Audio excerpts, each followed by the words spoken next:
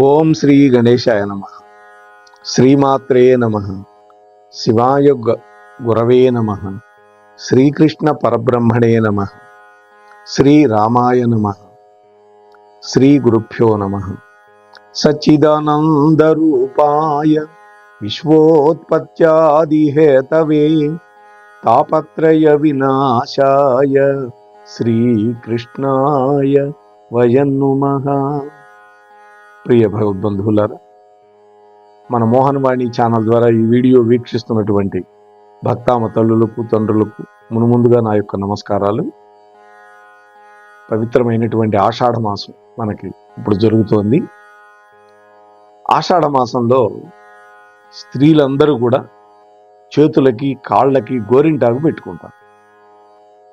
అసలు ఈ గోరింటాకు చరిత్ర ఏంటి అనేది ఇవాళ ఈ వీడియోలో మీతో పంచుకునే ప్రయత్నం చేస్తాను. గౌరీ ఇంటి ఆకు అయితే గోరింటాకు అని మన నోళ్లలో పడి మారిపోయింది. గౌరీ ఇంటి ఆకు, అదే గౌరింటాకు, అది కాస్త మన నోళ్లలో పడి ఏమైంది, గోరింటాకుగా మారింది.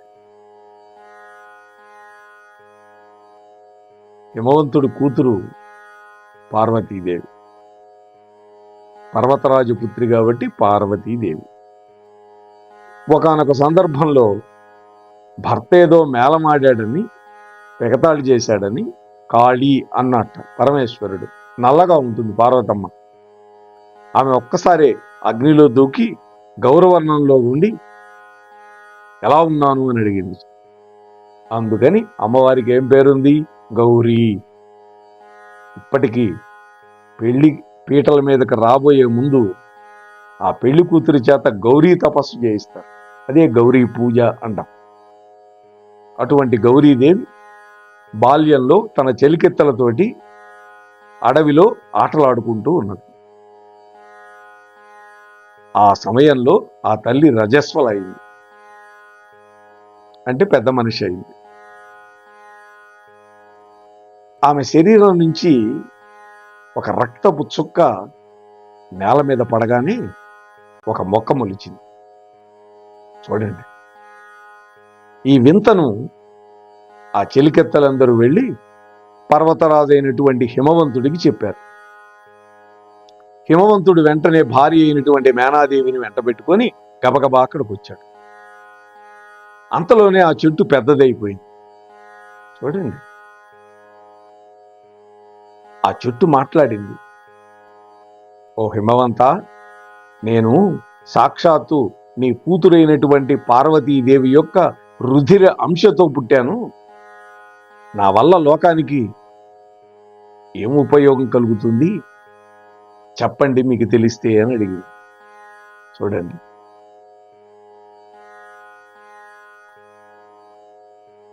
అప్పుడు పార్వతీదేవి తన చిన్నతనపు చపలత్వంతో ఆ చెట్టు ఆకు కోసింది. ఆమె వేళ్లు కాస్త ఎర్రబారిపోయింది. అయ్యయ్యో, నా కూతురు చెయ్యి కందిపోయిందే అనుకుంటూ ఉండగానే పార్వతీదేవి అన్నది, నాన్నా, నాకు ఏ విధమైన బాధ కలగటం లేదు. పైగా చాలా అలంకారంగా అనిపిస్తోంది నా చెయ్యికి ఈ ఆకు కోయంగానే అన్నది.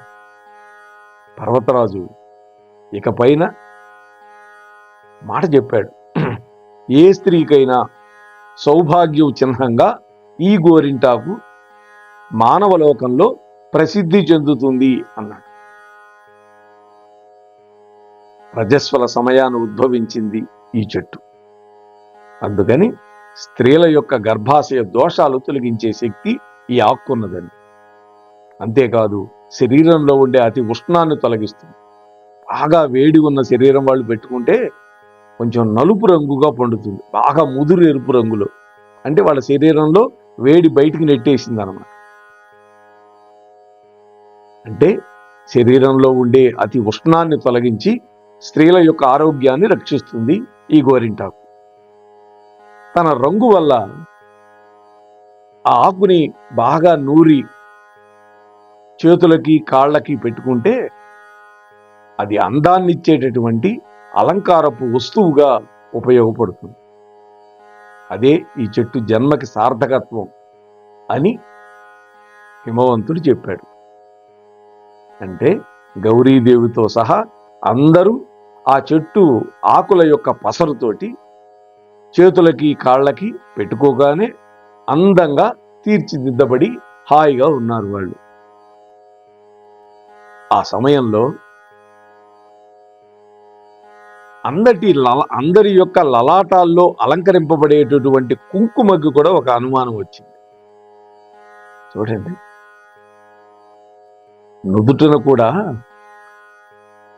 ఈ ఆకు వల్ల ఎర్రతనం వస్తుందా? అలా ఎర్రతనం వస్తుందని నా బదులుగా ఈ గోరింటాకునే నూరి బొట్టుగా దిద్దుకుంటారేమో, దీనివల్ల నా ప్రాధాన్యత తగ్గిపోతుందేమో అని అనుకున్నది కుంకుమ. వెంటనే గౌరీదేవిని అడిగింది, అమ్మా నువ్వే చెప్పు. అప్పుడు ఒక మాట చెప్పింది అమ్మవారు, ఓ గోరింటాక నువ్వేదో విర్రవీగుతున్నావేమో, అన్ని చోట్ల నేను పెట్టుకుంటే పండుతానని, కానీ స్త్రీల యొక్క లలాటంలో మాత్రం నువ్వు పండవు అన్నది. ఈ మాట అనగానే కుంకుమకు సంతోషం కలిగింది. కావాలంటే చూడండి, గోరింటాకు నుదుటి మీద పెట్టుకుంటే పండదు. ఎందుకని? అమ్మవారి వాక్కు. అంటే కుంకుమకు అంత ప్రాధాన్యత ఇచ్చింది అమ్మవారు. ఇవాళ రేపు చాలా మంది బొట్టు పెట్టుకోవడానికే సిగ్గుపడిపోతున్నారు. తప్పండి. పెళ్ళైనటువంటి స్త్రీలు ఎవరైనా సరే బొట్టు లేకుండా ఉండకూడదు. పెళ్లి కాని కన్యామణులు కూడా చక్కగా తిలకమో ఏదో పెట్టుకోవాలి. ఇక శాస్త్రపరంగా చూస్తే స్త్రీలకి గర్భాశయ దోషాలు పోగొడుతుంది ఈ గోరింటాకు. అరచేతి మధ్యలో స్త్రీకి గర్భాశయానికి రక్తం చేరవేసేటటువంటి ప్రధానమైనటువంటి రక్తనాళాలు ఉంటాయండి. వాటిలోని అతి ఉష్ణాన్ని తీసేసి ప్రశాంతపరుస్తుంది ఈ గోరింటాకు. అంతేకాదు, ప్రసవించగానే గోరింటాకుని ముద్దగా నూరి ఆ బాలింత చేత మింగిస్తే ప్రసవం వల్ల కలిగినటువంటి గర్భాశయ బాధలు కూడా నయమైపోతాయని మన వాళ్ళు ఆయుర్వేద శాస్త్రం చెబుతోందని.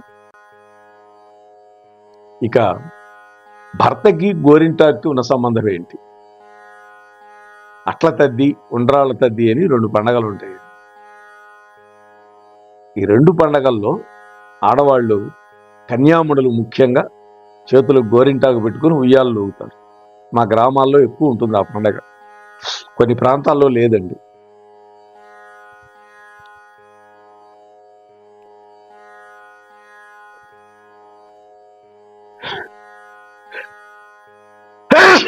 క్షమించాలి. స్త్రీలోని స్త్రీత్వపు హార్మోన్ల పనితీరు చక్కగా ఉండటం వల్ల ఆ స్త్రీల యొక్క దేహం కూడా అందంగా, సున్నితంగా, సౌకుమార్యంతో, లాలిత్యంతో ఉంటుందండి. ఆ విధంగా లేతగా ఉన్నటువంటి ఆ చేతులకి, ఆ కన్యామణులకి గోరింటాకు పెట్టుకుంటే అది ఎర్రగా పండి మరింత అందంగా కనిపిస్తుంది. అలా పండటం అనేది ఆ మగువ యొక్క ఆరోగ్యాన్ని సూచిస్తుంది. ఆరోగ్యమే మహాభాగ్యం అని కదా మన పెద్దవాళ్ళు చెప్పింది.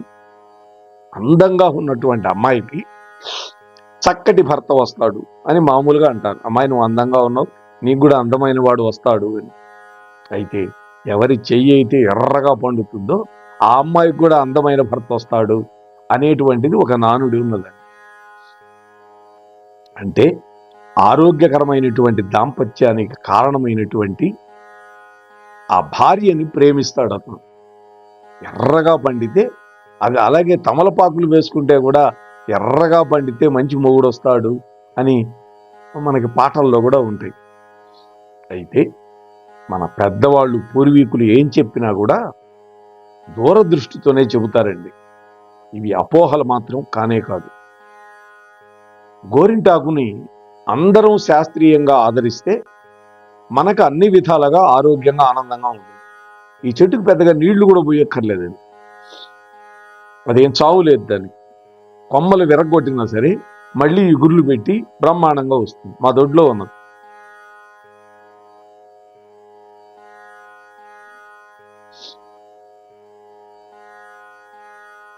ఆషాఢ మాసంలో అమ్మవారు కూడా పుట్టింటికి వెళ్ళింది సార్. పెళ్ళయిన తర్వాత పరమేశ్వరుడితో కలిసి కైలాసానికి వెళ్ళిందిగా. ఆ వెళ్ళినటువంటి తల్లి ప్రతి సంవత్సరం ఆషాఢ మాసం వస్తే సరే పుట్టింటికి వెళ్ళిపోతుంది. ఆషాఢ మాసంలో పుట్టింట్లో ఉన్నప్పుడు కూడా ఈ గోరింట చెట్టుని మరిచిపోకుండా గోరింటాకు గోయించుకొని చెలికత్తెల చేత చక్కగా కాళ్ళకి చేతులకి పెట్టుకునేది. అంటే అమ్మవారిని కోరుకున్నది ఆ గోరింట చెట్టు. అమ్మా, నీ యొక్క రుధిరం వల్ల నేను పుట్టా కదా, మరి సంవత్సరానికి ఒక్కసారైనా సరే నా ఆకులు కోసి నీ చేతులకి కాళ్ళకి పెట్టుకుంటే కదా నా భాగ్యం అని అంటుంది. అందుకని ఆషాఢ మాసంలో తప్పకుండా పుట్టింటికి వస్తుంది అమ్మవారు. వచ్చి ఆ గోరింట చెట్టుకున్నటువంటి ఆకులని కోయించి రుబ్బించి చక్కగా పెట్టుకుంటుంది. ఇలా ఆషాఢంలో మన స్త్రీలందరూ కూడా గోరింటాకు పెట్టుకోవాలి. కేవలం అందం కోసమే కాదు, ఇవాళ కృత్రిమమైనటువంటివన్నీ వస్తున్నాయి, కోన్లని బోన్లని. అవన్నీ వద్దండి. న్యాచురల్గా ప్రతి చోట పెరిగేటటువంటి ఈ గోరింట చెట్టు మనం గనక ఒక్కటి ఉంటే ఎంతో మందికి మనం ఇవ్వచ్చు కదా. కాబట్టి ఆషాఢ మాసంలో తప్పకుండా గోరింటాకు పెట్టుకోవాలి. అలా పెట్టుకుంటే ఆరోగ్యానికి ఆరోగ్యం, సౌభాగ్యానికి సౌభాగ్యం, భర్త యొక్క ఆదరణ అన్నీ కూడా దాంట్లో ముడిపడి ఉన్నాయి. కాబట్టి సర్వే జనా సుఖినో భవంతు, లోకా సమస్తా సుఖినో భవంతు. మనమందరం హిందువులమండి. హిందువుగా పుట్టినందుకు గర్విద్దాం. హిందువుగా జీవించటానికి కూడా మనం గర్వపడాలి. తప్పకుండా ప్రతి హిందూ స్త్రీ కూడా ఈ విధంగా గోరంటాకు యొక్క వైభవాన్ని తెలుసుకొని దాని యొక్క జన్మ వృత్తాంతాన్ని ఒక్కసారి స్మరించుకుంటూ, సాక్షాత్తు గౌరీదేవియే పెట్టుకుంటే తన యొక్క రుధిరం నుంచి వచ్చినటువంటి ఆ చెట్టు కాబట్టి మనం ఎంతటి వాళ్ళమండి. కృత్రిమం వాటికి వెళ్ళకండి. దయచేసి సహజ సిద్ధమైనటువంటి గోరింటాకు తెచ్చుకోండి. చక్కగా చేతులకి కాళ్ళకు పెట్టి, కొంతమంది జుట్టుకు కూడా పెట్టుకుంటున్నారండి ఈ గోరింటాకు పొడిని. దానివల్ల కూడా ఆ గోరింటాకు కొంచెం తెల్లగా ఉన్నటువంటి జుట్టును కూడా ఎరుపు రంగు కొద్దిగా రాగి రంగులోకి మారుస్తుంది. చూడటానికి చక్కగా ఉంటుంది. అంతేగాని కృత్రిమమైనటువంటి రంగుల వల్ల క్యాన్సర్ మొదలైనటువంటి రోగాలు వచ్చే అవకాశం ఎక్కువగా ఉన్నది. కాబట్టి వాటి జోలికి పోకుండా ఉచితంగా తేలిగ్గా దొరికేటటువంటి గోరింటాకుని మనం అందరం కూడా ఆదరించి మన హిందూ ధర్మాన్ని, మన యొక్క లక్ష్యాన్ని మనం నిలబెట్టుకుందాం అని మీతో సవినయంగా మనవి చేసుకుంటూ ముగిస్తున్నాను. స్వస్తి సర్.